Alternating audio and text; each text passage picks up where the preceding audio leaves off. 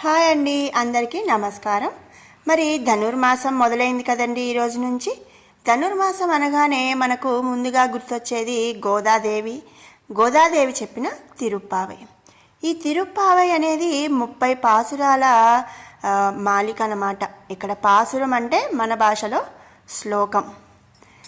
మరి ఈ రోజు నుంచి కూడా ప్రతిరోజు ఒక్కొక్క పాసురం దాని అర్థంతో పాటుగా మనం చెప్పుకుందాము. ఈ ధనుర్మాస వ్రతం తిరుప్పావై చదవటం వలన కోరిన కోరికలు నెరవేరుతాయని నమ్మకం అండి. అలాగే పెళ్లి కాని కన్నెపిల్లలు ఈ తిరుప్పావై చదివి ధనుర్మాస వ్రతాన్ని కనుక చేసినట్లయితే కోరుకున్న భర్త మంచి భర్త వస్తాడని చెప్పి భక్తుల విశ్వాస నమ్మకం అన్నమాట. తిరుప్పావై మొదటి పాసురం. ஆண்டாள் திருவடிகளே சரணம்.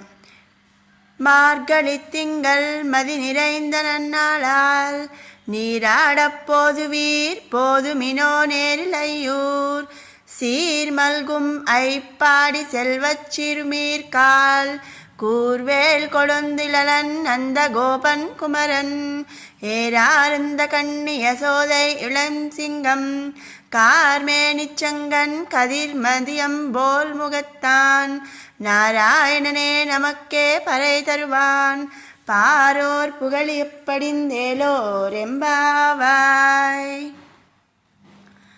మార్గళిత్తింగల్ మది నిరైంద నన్నాళాల్. మార్గళిత్తింగల్ అంటే మార్గశిర మాసం. మది నిరైంద నన్నాళాల్ ఎంతో చక్కని చల్లని వెన్నెల రాత్రులు, అలాగే వెన్నెల రాత్రులతో కూడుకొని ఉన్నదంట ఈ మార్గశిర మాసం. ఎంతో పవిత్రమైన మార్గశిర మాసం అని అర్థం. నీరాడ పోదువీర్ పోదుమినో నేరిలయూర్. నీరాడ పోదువీర్ అంటే స్నానం చేద్దామనే సంకల్పం ఉన్నవాళ్ళు పోదుమినో నేరిలయూర్ రండి అని చెప్పి అర్థం. ఓ చిన్నపిల్లలారా, ఓ కన్నెపిల్లలారా, రెండర్రా అందరూ స్నానం చేయడానికి వెళదాం అని గోదాదేవి గోపికతో తన స్నేహితులైన గోపికలను పిలుస్తుందట. గోదాదేవి తన స్నేహితులను స్నానం చేయడానికి పిలుస్తుంది. స్నానం అంటే మనం రోజు నిత్యము చేసే స్నానం కాదు. మనం చేసేది బాహ్య స్నానం, మన శరీరంపై ఉన్న మలినాన్ని తొలగించుకోవడానికి మాత్రమే. కానీ ఇక్కడ గోదాదేవి చెప్పే స్నానానికి అర్థం వ్రత స్నానం. ఈ వ్రత స్నానము మన అంతఃకరణ శుద్ధి కోసం అన్నమాట. మనల్ని పవిత్రులను చేస్తుంది, అలాగే మన మనసులను కూడా శుభ్రపరుస్తుంది అని ఈ నీరాడ పోదువీర్ పోదుమినో నేరిలయూర్ అనే లైన్ యొక్క అర్థం. తర్వాత సీర్ మల్గుం ఆయ్ పాడి సెల్వచ్ సిరుమీర్ కాల్. సిరులు పొంగి పొరలే రేపల్లె గోపికలారా, చక్కని ఆభరణములు ధరించిన పడతులారా అని చెప్పి గోదాదేవి పిలుస్తుంది. సెల్వచ్ సిరుమీర్ కాల్ అంటే ఆభరణాలు ధరించిన వారు అని అర్థం. రేపల్లెలోనంట ధనధాన్యాలకి అంతులేదట. వీళ్ళకి రత్నాలు మణులు మాణిక్యాలు కుప్పలుగా పోసి అమ్ముతారంట. మరి ఈ రోజుల్లో అయితే మనకి రత్నాలు మణులు మాణిక్యాలు బాగా రేటు ఎక్కువగా ఉండి అందరూ కొనలేకపోతున్నారు. కానివ్వండి, ఆ రోజుల్లో శ్రీకృష్ణ పరమాత్ముడే స్వయంగా ఉన్న ఆ రేపల్లెలో రత్నాలు మణులు మాణిక్యాలు అనేవి కుప్పలుగా పోసి అమ్ముతారంట. మరి మనం ఒక సినిమాలో కూడా చూసాము, శ్రీకృష్ణదేవరాయల కాలంలో కూడా ఈ రత్నాలు ఇవన్నీ కూడా కుప్పలుగా పోసి మనకి ఈరోజు చెనక్కాయలు ఇవన్నీ కుప్పలుగా పోసి ఎలా అమ్ముతారో అట్లా ఆ రోజుల్లో అమ్మేవాళ్ళంట. మరి గోదాదేవి అంటుందంట, రకరకాల ఆభరణాలు ధరించిన రమణులారా, నందగోపుని భవనానికి వెళ్ళి ఆ చిలిపి కృష్ణుణ్ణి కలుసుకుందాం రండి. అంటే రేపల్లెలో సిరులు పొంగు పొర్లుతాయట. అంటే సంపదలు రేపల్లెలో నిండుగా అంట. అలాంటి రేపల్లెలో జన్మించినటువంటి యుక్త వయసులో ఉన్న పడుచు పిల్లలారా, ఇప్పుడు వ్రతస్నానం చేయడానికి వచ్చే పిల్లలు అందరూ కూడా గోపికలందరూ కూడా 16 ఏళ్ల పడుచు పిల్లలే. అలాంటి యువతులారా, మేలి ఆభరణాలు ధరించిన మేల్బంతులారా రండి రండి అని గోదాదేవి గోపికను పిలుస్తుందంట. అదేంటండి, స్నానానికి వెళుతూ ఆభరణాలు వేసుకోవడం ఏమిటి అని చెప్పి అనుమానం రావచ్చు. నగలు వేసుకొని స్నానానికి వెడతారా ఏమిటి అని ఆశ్చర్యపోవచ్చు మనం. ఎవరైనా మరీ గొప్ప కాకపోతే, అంటే ఇక్కడ నగలు ఆభరణములు భక్తి జ్ఞాన వైరాగ్యాలే వారికి ఆభరణాలు అని చెప్పి మనం అర్థం చేసుకోవాలి. కూర్వేల్ కొడున్ తొళిలన్ నందగోపన్ కుమరన్. చిన్ని కృష్ణుడు నందగోపుని భవనంలో ఉన్నాడు. నందగోపుని కుమారుడు కదండి, నందగోపన్ కుమరన్. నందగోపుని కుమారుడు కాబట్టి ఈ చిన్ని కృష్ణుడు నందగోపుని భవనంలో ఉన్నాడు. ఆ భవనానికి స్వయంగా నందుడే ఒక వేలాయుధాన్ని, అంటే పదునైన బల్లెం పట్టుకొని కాపలాగా ఉన్నాడంట. మరి ఎందుకండి నందగోపుని భవనానికి నందగోపుడే కాపలాగా ఉండటం ఎందుకు? మరి సైనికుల్ని లేదా పని వాళ్ళని పెట్టుకోవచ్చు కదా అనుకోవచ్చు. ఎవరైనా రాక్షసులు మారువేషాల్లో వచ్చి చిన్ని కృష్ణుడికి హాని తలపెడతారేమో అని నందగోపుడి యొక్క భయం. అందుకనే ఆయనే ఒక పదునైన బల్లెం పట్టుకొని కాపలాగా ఉన్నాడంట.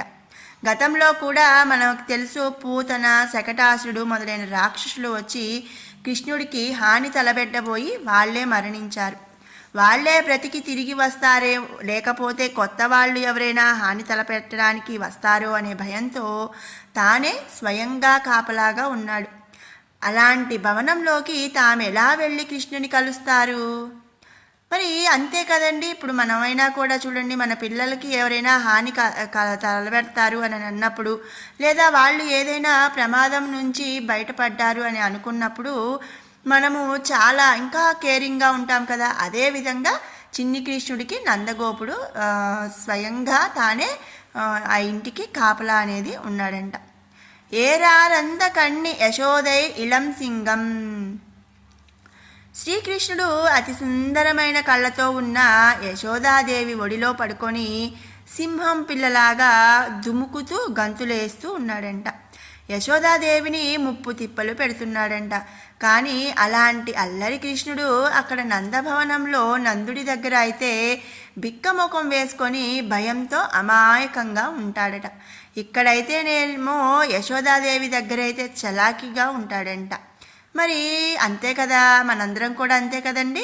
అమ్మ దగ్గర చిలిపి చేష్టలు చేస్తూ ఉంటాం, కానీ నాన్నని చూడగానే అది భయం అని కూడా కాదండి, మనము ఒక భక్తి అనొచ్చు, లేదా మనం తండ్రికి ఇచ్చే గౌరవం అని కూడా అనొచ్చు. మరి తల్లి దగ్గర ఆట ఆడతాం, కానీ తండ్రిని చూడగానే సహజంగా ఎవరికైనా కూడా అమాయకంగా భయంగా ఉంటారు కదండి. అదేవిధంగా మన చిలిపి కృష్ణుడు కూడా తన తండ్రి అయిన నందగోపుని దగ్గర భయంగా అమాయకంగా బిక్కమోహం వేసుకొని ఉండేవాడంట. కానీ యశోదాదేవి దగ్గర మాత్రం చలాకీగా ఉంటాడట. కార్మే నిచ్చంగన్ కదిర్ మది ఎంబోల్ ముగత్తాన్. మన గోపికలు శ్రీకృష్ణుడి రూపాన్ని స్వభావాన్ని వర్ణిస్తున్నారంట. కారు మేఘాల్లాగా ఆయన నీలమేఘశ్యాముడు, తామరల వంటి ఆయన రెండు కళ్ళు కూడా సూర్యచంద్రులంట. అందమైన ముఖమంట. అదేమిటండి, సూర్యుడు చంద్రుడు కళ్ళు ఏంటండి? మనం ఆ పరమాత్మని విశ్వరూపాన్ని దర్శిస్తే మనకి అర్థమవుతుంది ఏమిటి ఆ సూర్యచంద్రుడు రెండు కళ్ళు ఏమిటి అనేది. మరి భగవద్గీతలో 11వ అధ్యాయంలో విశ్వరూప సందర్శన యోగంలో ఒక 19వ శ్లోకంలో శ్రీకృష్ణ పరమాత్ముని యొక్క రెండు కళ్ళు కూడా సూర్యచంద్రులు అని చెప్పబడి ఉంది. నీవు ఆ శ్లోకం ఒకసారి మనం గుర్తు చేసుకుంటే, అనాది మధ్యాంతమనంత వీర్యం అనంత బాహుం శశిసూర్యనేత్రం పశ్యామి త్వాం దీప్త హుతాసవక్త్రం స్వతేజసా విశ్వమిదం తపంతం. మరి నీవు ఆది మధ్యాంతరహితుడవు, అంటే నీకు తుది మొదలు లేదు, అపరిమిత శక్తిశాలివి, ఎన్నో భుజాలు కలవాడివి, సూర్యచంద్రులే నేత్రములుగా కలవాడివి, అగ్నివలే నీ ముఖం వెలుగుతుంది, నీ తేజస్సు వల్లే ఈ లోకాన్ని వేడిగా ఉన్నావు, అన్నీ నేను చూస్తున్నాను అని అర్జునుడు శ్రీకృష్ణుడితో చెప్పిన మాట ఈ శ్లోకం. తర్వాత నారాయణనే నమక్కే పరై తరువాన్. ఆ నారాయణుడే, ఆ శ్రీకృష్ణుడే వ్రతం చేయదలచిన మనకి పర అనే వాద్యాన్ని ఇచ్చేవాడంట. అంటే ఇక్కడ పర అంటే మోక్షం అని అర్థం చేసుకోవాలి. మనకి ఇహా పరాలను ఇచ్చేవాడు ఆ శ్రీకృష్ణుడే, అంటే ఆ నారాయణుడే. మనకి మోక్షాన్ని ఇచ్చేవాడు ఆ పరమాత్మే కదా.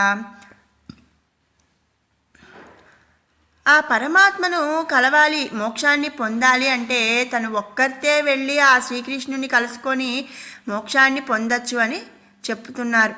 మరి అందరినీ ఎందుకు పిలవడం అంటే, ఏదైనా ఒక మంచి పని చేసినప్పుడు ఒకరు వెళ్ళి చేసే కంటే 10 మందితో కలిసి వెళ్తే ఎక్కువ ఫలితాన్ని ఇస్తుంది. అందులో ఆ గోపికలు ఎవరండి?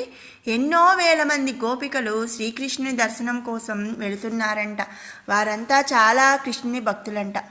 వారు గత జన్మలో యక్షులు మొదలైన వారు ఆ జన్మల్లో భగవంతుని దర్శనం చేసుకోలేక మోక్షాన్ని పొందలేక ఆ పరమాత్మ దూరంగా ఉండడం చేత మళ్ళీ తిరిగి గోపికలుగా ఇప్పుడు జన్మ అనేది తీసుకొని ఆ శ్రీకృష్ణుని, ఆ పరమాత్మని చూడటానికి తాపత్రయ పడుతున్న వాళ్ళు.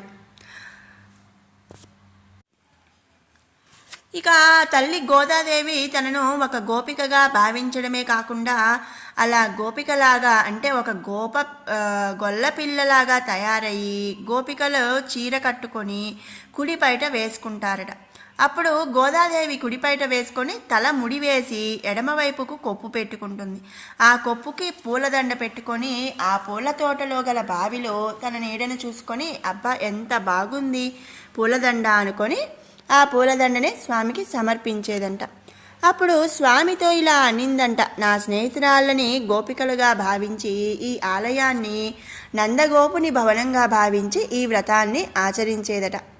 మొత్తం సుమారుగా ఒక 5 లక్షల మంది గోపికలు రేపల్లె నుంచి, రేపల్లె చుట్టుపక్కల గ్రామాల నుంచి కూడా బయలుదేరుతున్నారంట ఆ కృష్ణ పరమాత్మ దర్శనం కోసం. ఇక గోదాదేవి ఆ వటపత్ర సాయిని అడుగుతుందంట, ఏమనంటే, నాకు ఎలాగైతే మోక్షాన్ని ప్రసాదించావో అదేవిధంగా నీ భక్తులకు నిన్ను శరణాగతి పొందిన వారికి మోక్షాన్ని ప్రసాదించాలి సుమా అని చెప్పి వేలు పెట్టి చూపించి మరి ఆ పరమాత్మని గోదాదేవి అడుగుతుందట. పారోర్ పుగళప్పడిందు ఏలేర్ రెంబావాయ్. అంటే ఆ పరమాత్మని చూద్దామనుకునే వారందరూ కూడా ఆయన్ని ప్రార్థన చేయడానికి, స్తోత్రం చేయడానికి, ఈ వ్రతం చేయడానికి రండి, అందరం కలిసి ఈ వ్రతం చేసి తరిద్దామని ఆ గోదాదేవి అందరినీ కూడా పిలుస్తుందట. ఇక్కడ మరొక విషయము ఏమిటి అంటే, ఏలోర్ ఎంబావాయ్ అన్నది మనకి ప్రతి పాసురంలో కూడా అంటే 30 పాసురాల్లో కూడా చివరగా ఏలోర్ ఎంబావాయ్ అని చెప్పి వస్తుంది. అంటే ఏంటి అంటే ఇది ఒక మకుటంలాగా వస్తుందన్నమాట 30 పాసురాల్లో కూడా. మరి సుమతి శతకం, వేమన శతకంలో కూడా విశ్వదాభిరామ వినురవేమ అని మనం చదువుతున్నాం కదండి. అదేవిధంగా గోదాదేవి రాసిన ఈ 30 పాసురాల్లో కూడా ఆఖరికి ఏలోర్ ఎంబావాయ్ అని చెప్పి వస్తుంది. మరి మీరందరూ వస్తే కలిసి వెళ్ళి శ్రీవ్రతాన్ని చేద్దాము అని దీని యొక్క అర్థం. మరి ప్రతిరోజు మనం అన్ని 30 పాసురాలు 30 రోజులు కూడా పారాయణం చేద్దాము అని చెప్పిందంట. మోక్షాన్ని పొంది ఎప్పుడు వీళ్ళు అనే ప్రసన్న మనకి వచ్చింది కదా అంటే, నిరంతరము కృష్ణుడితో గడపడమే ఇక్కడ మనం స్నానంగా భావించాలి అని చెప్పి ఈ మొదటి పాసురం యొక్క భావం. మరి తెలుసుకున్నాం కదండి మొదటి పాసురం యొక్క భావాన్ని. మరొక మారు మొదటి పాసురం మళ్ళీ చదువుకుందాము. అలాగే மார்கழித் திங்கள் மதி நிறைந்த நன்னாளால் நீராடப்போதுவீர் போதுமினோ நேரிலையூர் சீர்மல்கும் ஆய்ப்பாடி செல்வச் சிறுமீர்கால் கூர்வேல் கொடுந்தொழினன் அந்த கோபன் குமரன் ஏரார்ந்த கண்ணி யசோதையுலங்கின் கார்மேனிச்சங்கன் கதிர் மதியம்போல் முகத்தான் நாராயணே நமக்கே பறை தருவான் பாரோர் పుగళప్పడిందేలోర్ ఎంబావాయ్. జై శ్రీమన్నారాయణ. మీకు ఈ వీడియో నచ్చినట్టయితే లైక్ చేయండి, షేర్ చేయండి. అలాగే మరిన్ని అప్డేట్స్ కోసం మన ఛానల్ని సబ్స్క్రైబ్ చేసుకోండి. Thank you. Thanks for